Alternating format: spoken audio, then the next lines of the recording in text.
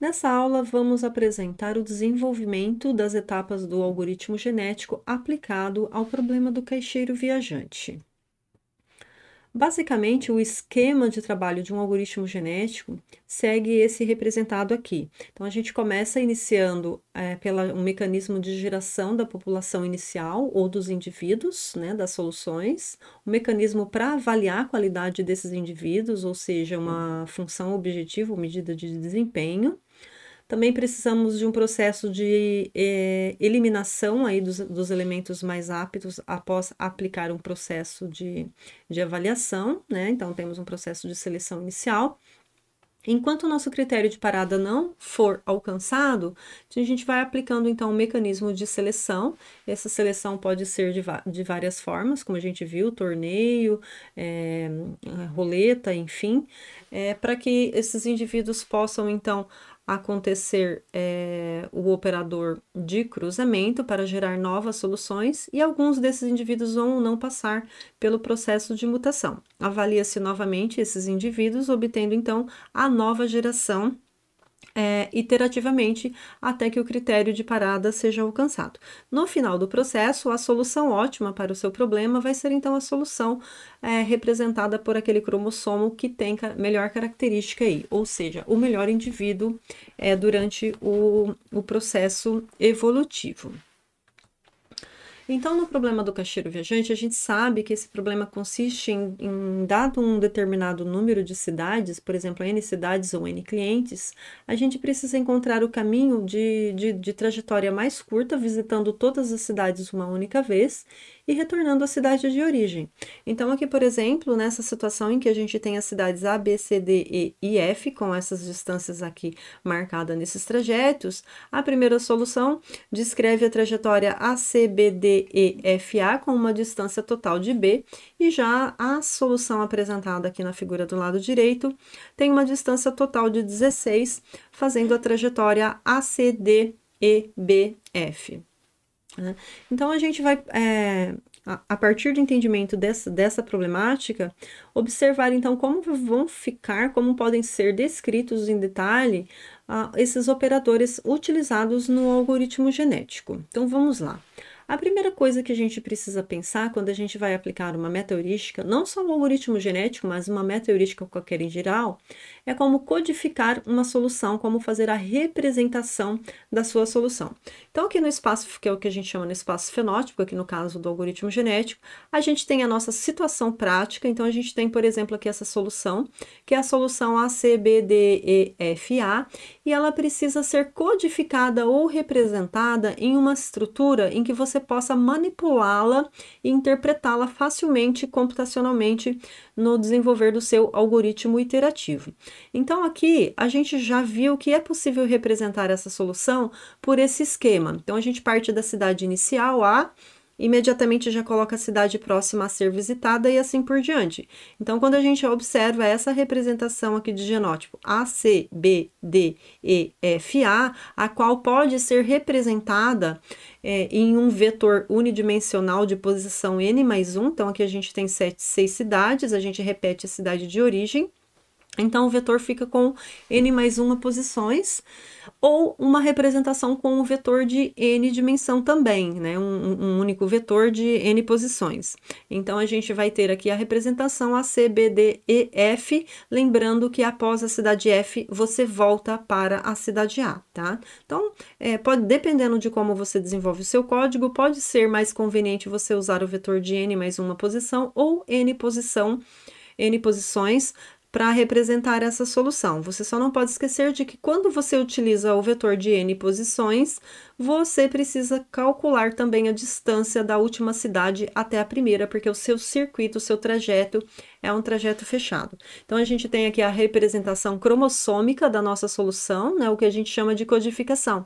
E para decodificar, né, então a gente representou, codificou, e a gente precisa fazer então a decodificação. Então, dada a representação vetorial, a gente consegue interpretar qual é a solução aqui no espaço na prática aqui na nossa vida real, certo? Então, qualquer meta heurística, ela vai começar com essa preocupação de ter uma boa representação da solução. Então, dependendo do tipo de representação que você utiliza, você pode estar gerando soluções factíveis ou infactíveis. Então, observe que com essa representação que a gente escolheu aqui para codificar uma solução do problema do caixeiro viajante com essa estrutura, não nos gera soluções infactíveis. Então, a gente vai garantir que todas as cidades estejam aqui uma única vez, todas são visitadas, exceto a primeira, que aparece 2 vezes lá na primeira e na última posição, porque você retorna para a cidade de origem. Então, essa representação aqui, ela é fácil de ser manipulada computacionalmente, e ela é uma facilitadora e não permite soluções infactíveis, tá bom? Então vamos lá. Uma outra possível representação também para a codificação do problema do caixeiro viajante é a codificação usual, que é o que a gente chama de codificação binária, tá? Então, nas versões originais e tradicionais dos algoritmos genéticos, costuma-se aplicar codificação binária. No entanto, para o problema do caixeiro viajante, para que a gente consiga representar uma solução por representação binária, a gente vai ter um vetor de uma dimensão maior, porque para representar em cada cidade, né, pensando em, por exemplo, no exemplo anterior, eu fiz uma representação por letras, A, B, C, D, E, F, mas poderia ser por números, 1, 2, 3, 4, 5, 6, assim por diante.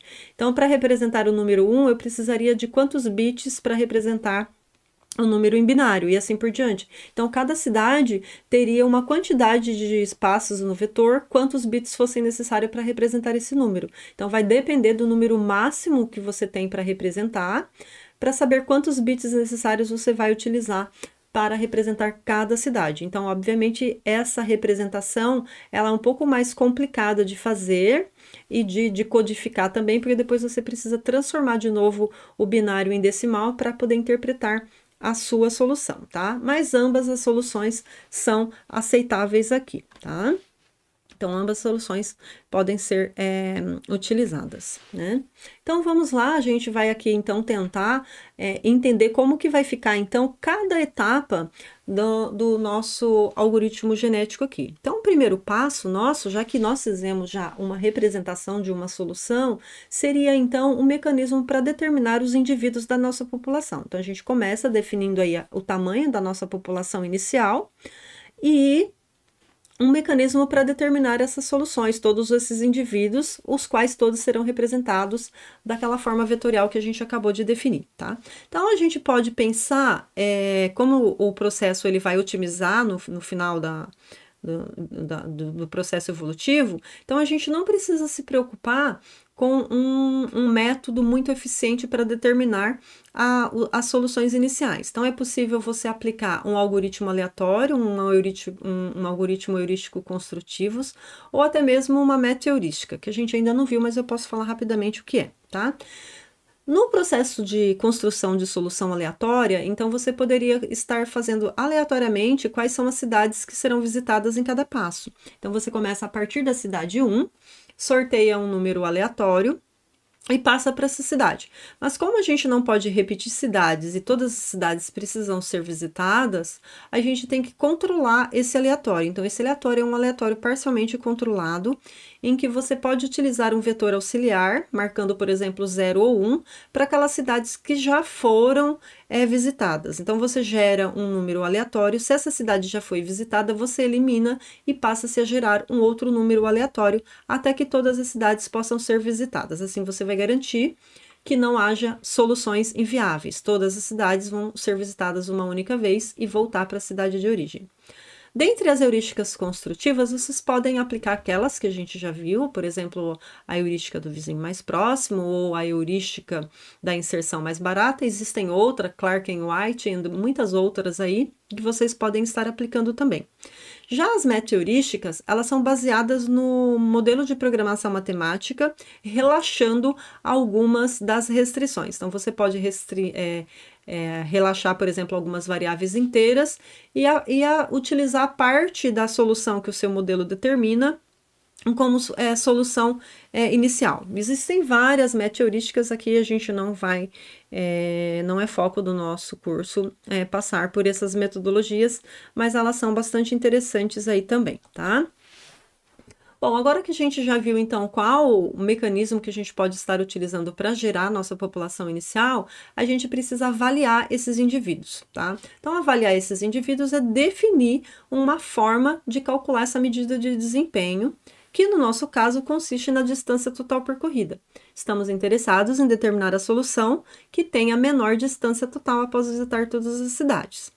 Bom, então uma forma de definir essa distância total percorrida é percorrendo o seu vetor de n mais uma dimensão, fazendo então a soma da distância da cidade que aparece na posição i até a soma da posição da cidade que aparece na posição i mais 1. Então você faz um laço para ir variando de 1 até a última posição e vai somando a distância de A até C, mais a distância de C até B, mais a distância de B até D, até lá no final a distância de F até A, tá? Então, nesse exemplo aqui, a nossa distância total é dada por 20, que é a distância aqui do tamanho das distâncias desses arcos percorridos, tá? Então, essa é a maneira que a gente vai utilizar para avaliar a nossa população inicial. Então, a gente, após determinar todos os indivíduos, a gente aplica esse mecanismo de avaliação em todos eles, e é comum a gente deixar esses indivíduos ranqueados em uma fila de soluções, tá bom? Então, passando agora para o mecanismo de seleção, então a gente precisa selecionar os nossos elementos mais aptos e os menos aptos, né? Então, não só para, de repente, manter uma população de indivíduos de alta qualidade, mas também para fazer o mecanismo de cruzamento, que é o operador principal ali do algoritmo genético. Então, a gente já viu alguns mecanismos, a gente viu o mecanismo de seleção por torneio, em que você seleciona aleatoriamente 3 soluções candidatas e vence a solução que tiver a melhor medida de desempenho, ou seja, a menor distância total percorrida. Vimos também o método da roleta, em que a gente faz uma roleta distribuída, em que a gente distribui os indivíduos com probabilidade de seleção proporcional à sua função objetivo com a distribuição acumulada. E também das roletas múltiplas, em que a gente pode colocar não apenas uma única agulha, mas várias agulhas espaçadas e selecionar várias soluções ao mesmo tempo.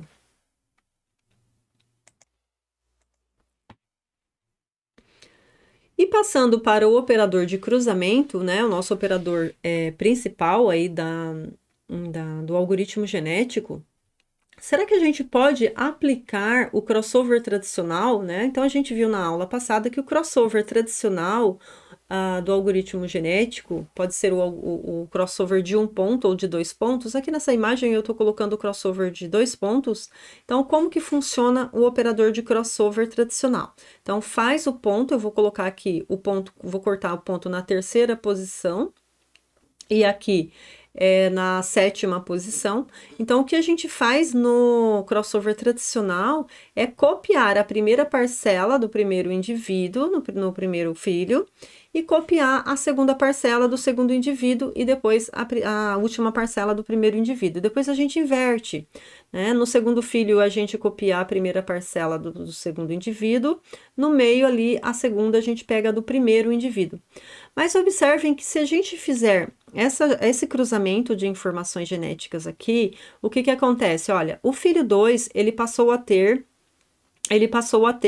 a seguinte característica: ele vai da cidade A, B, C, depois ele volta para a cidade A, H, G, F, depois ele vai para H de novo, I. Então, observem que a gente tem aqui cidades repetidas e cidades faltando. Então, observem que não é possível esse tipo de solução no problema do caixeiro viajante, né?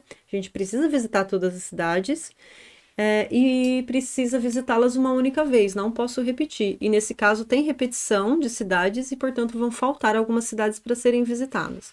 Então, esse crossover tradicional, ele não funciona para o problema do caixeiro viajante. Como será que a gente pode, então, contornar essa situação?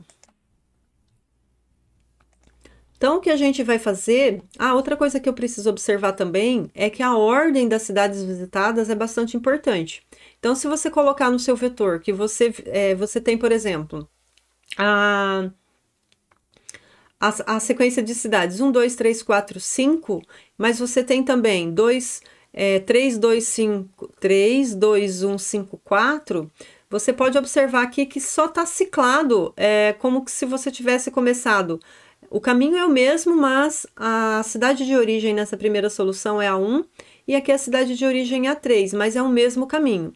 Então, para nós é muito importante a ordem, a posição que essas cidades estão ocupando, tá? Então, a gente precisa tomar cuidado como pensar nesse mecanismo de fazer o cruzamento de duas soluções, tá? Então, eu vou apresentar aqui algumas alternativas que podem resolver essa situação. A primeira alternativa é o que a gente chama de crossover PMX, que é do parcialmente mapeado. Então, o que a gente faz com a mesma ideia, então a gente vai aplicar aqui um cruzamento de 2 pontos, tá? Então, vou fazer um corte de 2 pontos. Então, observem que ao fazer 2 pontos, a gente tem o cromossomo 1, cromossomo 2, aqui o pai 1, pai 2, eu vou gerar o cromossomo 3 e 4, que seriam os filhos 1 e 2, certo? Então, o que a gente faz? A gente constrói um mapeamento aqui do lado, que aparece aqui nesse quadro aqui da direita, em que a gente copia aquela parcela do meio. Então, observem que eu vou copiar aqui as cidades I, B, E, D, G na primeira coluna e vou copiar as cidades A, D, H e J na segunda coluna. Então, isso aqui é o que a gente chama de mapeamento, que vai nos nortear como fazer, então, o completamento desse cruzamento nos indivíduos para que não aconteça repetição de cidades e todas as cidades sejam visitadas uma única vez. Então, vamos lá. Então, eu vou começar aqui com o primeiro filho, em que eu copiei a parcela do segundo pai aqui, então, e eu vou completar esse filho com os extremos ali, as informações dos extremos do primeiro pai. Mas eu vou fazer isso de tal forma que eu não repita cidades. Então, começando aqui pela cidade A, né? Então, eu teria que completar a cidade A aqui. Mas a cidade A, ela já aparece aqui copiada na minha solução, porque eu peguei do cromossomo 2. Então, o que a gente vai fazer é olhar lá no nosso mapeamento, a cidade A, ela manda ir para a cidade I, tá? Mas a cidade I eu também já visitei, então eu não posso colocar a cidade I. Então, eu vou de novo lá para o meu mapeamento. O meu mapeamento diz que para a cidade I, eu devo ir para a cidade D. Ela faz referência à cidade D. Mas a cidade D eu também já visitei. Então, eu vou procurar lá na cidade D quem ela faz referência. A cidade D faz referência à cidade B. Opa, a cidade B eu ainda não visitei. Então, lá no lugar da cidade A, eu vou colocar a cidade não visitada ainda, B, seguindo então esse mapeamento. Agora eu vou passar para a segunda posição. A segunda posição faz menção à cidade J. A cidade J também já foi visitada e no mapeamento ela faz menção à cidade G. A cidade G ainda não foi visitada, então eu posso colocar aqui a cidade G na segunda posição. Passando para a terceira posição, a cidade C ainda não foi visitada, então eu posso colocar diretamente a cidade C aqui. Passando lá para a ponta final do mapeamento, né, após o ponto de corte, a gente tem a cidade F. E a cidade F seria a próxima a ser visitada, que não aparece aqui nessa parcela que eu já completei inicialmente. Então, a cidade F pode ser completada diretamente aqui. Já a cidade H, a última que falta, ela já foi visitada ali naquela parcela inicial. Então, a cidade H, eu preciso procurar lá no mapeamento a quem ela faz referência. Observe que aqui ela faz referência à cidade E, e a cidade E ainda não foi visitada, então eu completo o meu filho 1, que é o meu cromossomo 3 aqui nesse caso, tá?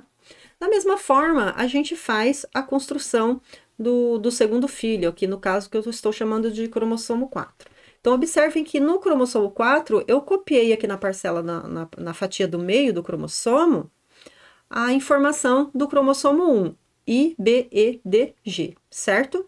Para completar os extremos, eu vou completar os extremos, então, pegando os extremos do cromossomo 2, já que ele está com o meio do cromossomo 1. Então, a gente vai fazer a mesma ideia a partir da primeira posição, que seria a cidade G. A cidade G já foi visitada, então ela já aparece aqui. Eu não posso visitar a cidade G. Eu vou lá no meu mapeamento. E vou olhar então a cidade G a quem ela faz referência. A cidade G faz referência à cidade J e a cidade J não foi visitada, então eu posso completar a cidade J.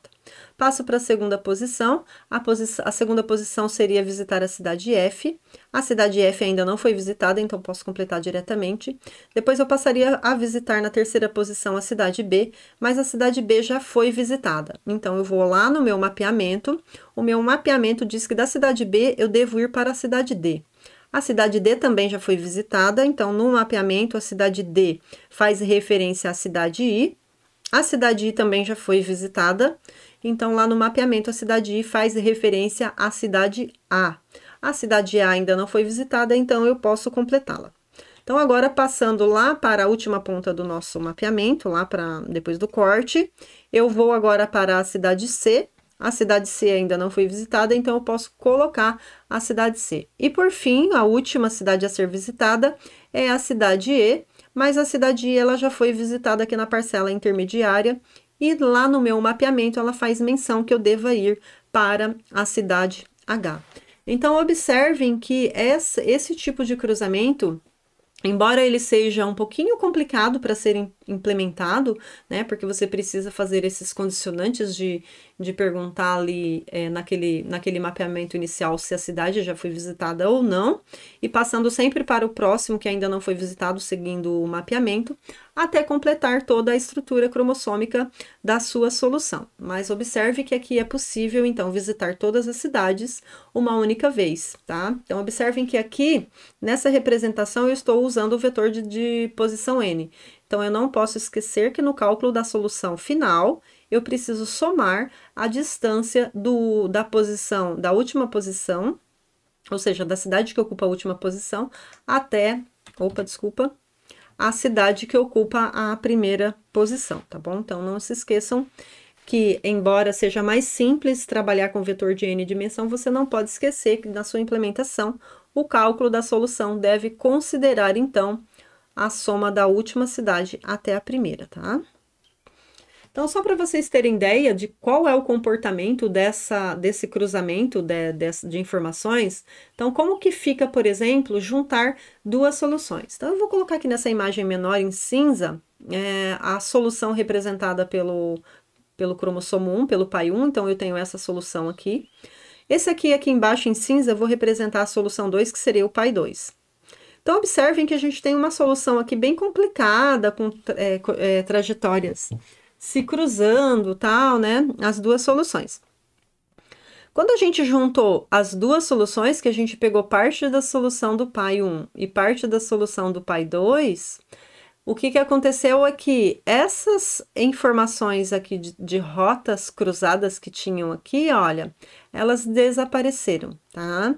Então, esse crossover aqui, ele pode fazer com que essas características apareçam, sem nenhuma garantia, obviamente, pode acontecer de exatamente piorar também, tá?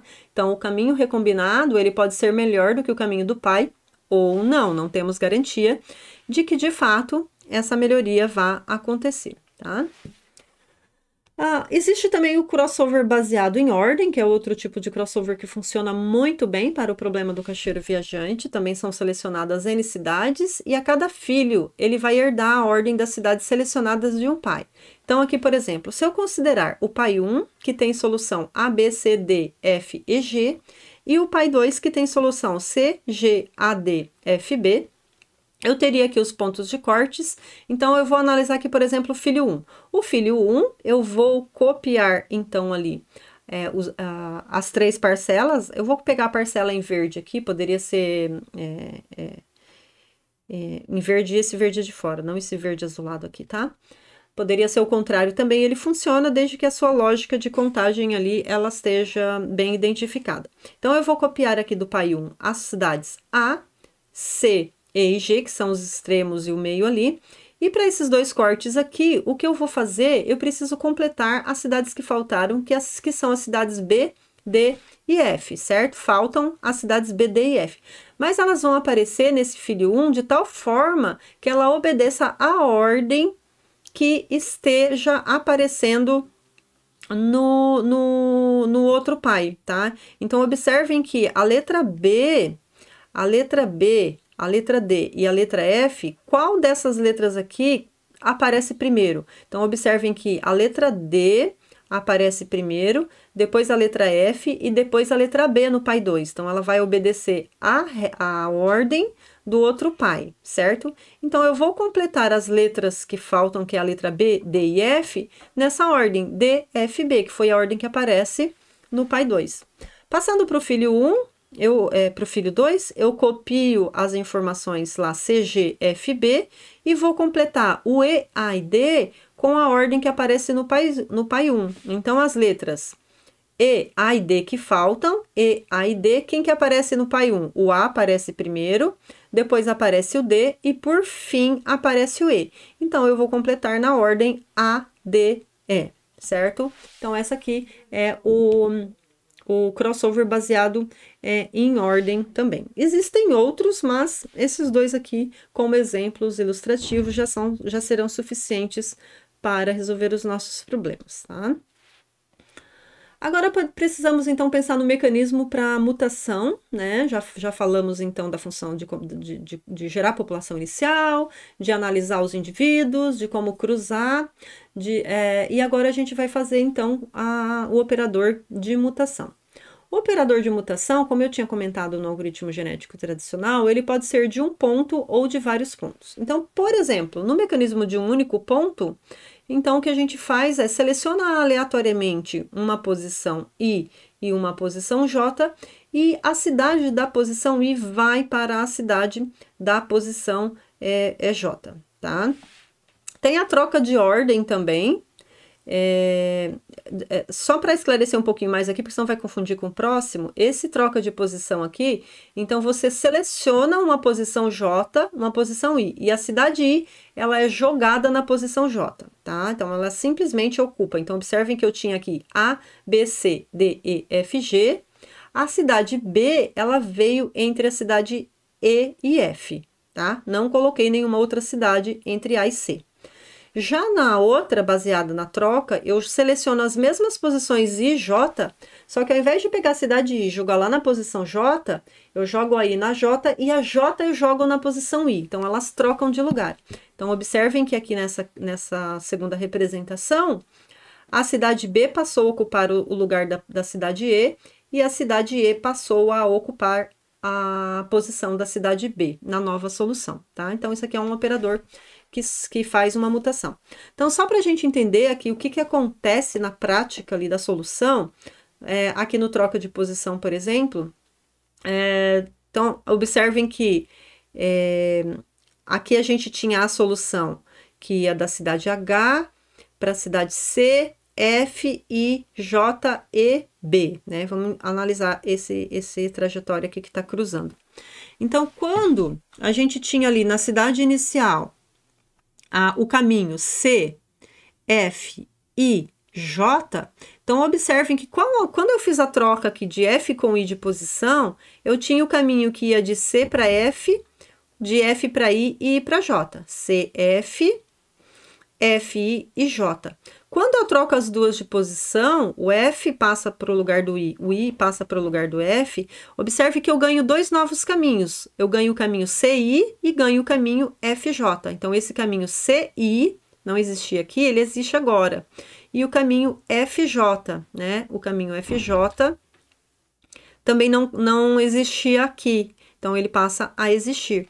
E eu deixo de ter o caminho que ia de C para F e o caminho que ia de I para J. Então, perdi esses dois caminhos aqui e ganhei dois novos caminhos. Então, observem que aqui eu tinha duas rotas cruzando, né? Eu cruzava a rota BE e a rota CF.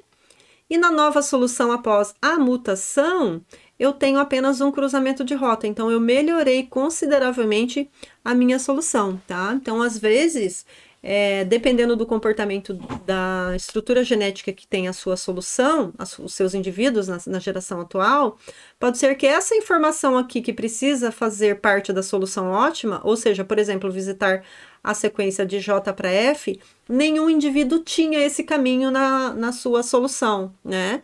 Mas uma mutação, ela pode trazer essa característica genética que ninguém tinha. Então, o mecanismo de mutação, ele é interessante para escapar de ótimos locais. Ele traz diversificação, diversidade nos seus indivíduos, nas suas soluções, tá? Então, só para a gente entender como que fica, então, a junção desses operadores aí, né, que a gente definiu para um problema prático aqui de N cidades, eu tenho a representação aqui no plano cartesiano XY, em que cada cidade tem aqui a sua coordenada XY, então a gente vai considerar aqui, só para o nosso entendimento ser facilitado, que a distância é em linha reta, portanto, a distância é euclidiana, para ficar mais visual a interpretação dessa solução, tá? Então, após aplicar aí algum algoritmo de construção de soluções iniciais, a gente pode ter aí essa trajetória. Observem que existem muitas rotas cruzadas aqui, então é uma solução de qualidade bem ruim, com um total de 800 ali no nosso caminho total. Após aplicar algumas iterações aí do algoritmo genético, então observem que a gente pode ter soluções melhores e soluções piores durante o processo de busca, né? Porque quando a gente faz o cruzamento, a gente pode estar juntando informações ruins de uma solução com informações ruins de outras soluções, e o próprio mecanismo de mutação também pode trazer qualidades ruins para essa solução, né? Mas a gente vai observando que, com o passar do processo iterativo, esses indivíduos vão de fato evoluindo e eles tendem a convergir aí para uma solução de boa qualidade em um tempo razoável. Então, a gente observa que nesse caso foi possível, inclusive, encontrar a solução ótima para esse problema, tá? Aqui a gente tem um gráfico que faz a performance, uma vista da performance ali em termos das gerações. Foram feitas 1000 gerações, né? Ou seja, eu repeti aquele processo iterativo de gerar população e recombinar 1000 vezes, tá? E aqui a gente tem, então, a melhor solução, a pior solução e a média da solução por iteração. Então, a gente observa aí que, de fato, no final, esse processo vai tendendo a convergir para um determinado valor ali, tá? Então, a gente pode, se a gente conhece a solução ótima e convergiu para a solução ótima, isso aí pode ser um critério de parada. Se não, o critério de parada pode ser uma quantidade de iterações sem que você tenha melhora na sua função objetiva ou na melhor solução encontrada até o momento, tá? Aqui aparece mais um exemplo também, né, em que tem aqui a representação. Após aplicar alguns operadores, alguns caminhos desses que estão sendo cruzados vão sendo destruídos e vão aparecendo novas trajetórias, e essa solução, então, vai sendo melhorada iterativamente, tá? Então, observem que, de fato, embora bastante curioso o algoritmo, né? Você deva ficar curioso, será que vai funcionar na prática? A literatura tá aí para nos provar que sim, né?